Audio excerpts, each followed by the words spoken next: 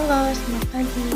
Perkenalkan, nama saya Monika dengan NIM 21104174113,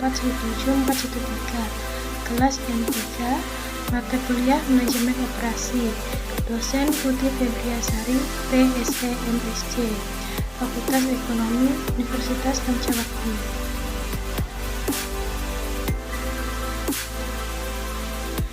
Silakan menjawab pertanyaan yang telah diberikan oleh dosen sebagai bahan ujian akhir semester.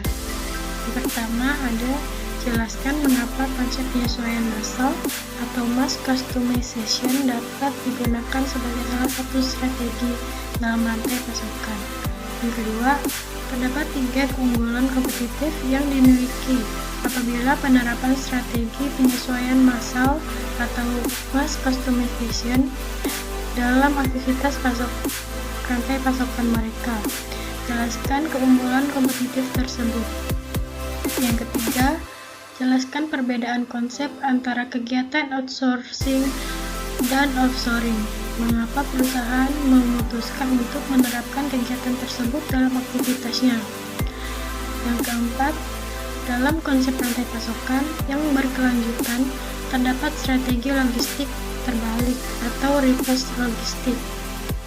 Jelaskan apa yang dimaksud dengan hal tersebut dan mengapa perusahaan menerapkan reverse logistik dalam rantai pasokan mereka.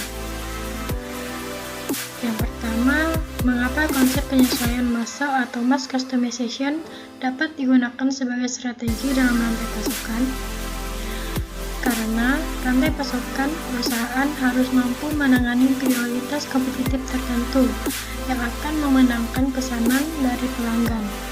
Seringkali pelanggan menginginkan lebih dari sekadar pilihan layanan atau produk standar. Mereka menginginkan layanan atau produk yang dipersonalisasi dan mereka menginginkannya dengan cepat. Contohnya, mass customization membuat produk lebih variatif atau high variety dengan harga murah atau low price.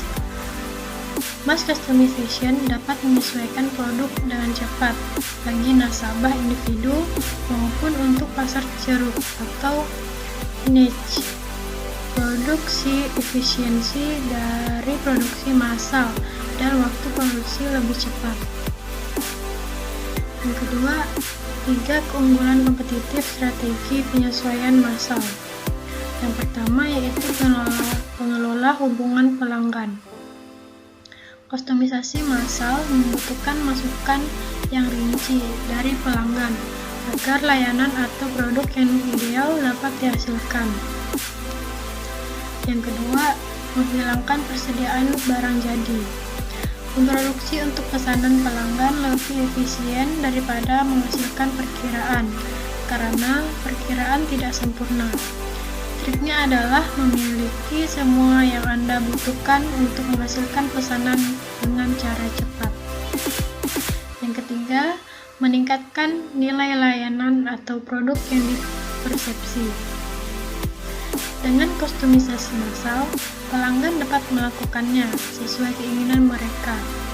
Secara umum, kustomisasi massal seringkali memiliki nilai yang lebih tinggi di benak pelanggan daripada biaya produksi sebenarnya. Yang ketiga, perbedaan konsep outsourcing dan offshoring. Outsourcing adalah pilihan yang sangat menarik bagi perusahaan yang memiliki volume rendah. Sedangkan offshoring adalah strategi rantai pasokan yang melibatkan proses pemindahan ke negara lain. Alasan perusahaan memutuskan untuk menerapkan kegiatan outsourcing dan offshoring adalah perusahaan outsourcing menyadari bahwa perusahaan lain dapat melakukan proses outsourcing dengan lebih efisien dan dengan kualitas yang lebih baik daripada yang seharusnya. Dan dengan demikian, offshoring lebih mencakup daripada outsourcing karena juga mencakup integrasi vertikal dengan menempatkan proses internal di negara lain.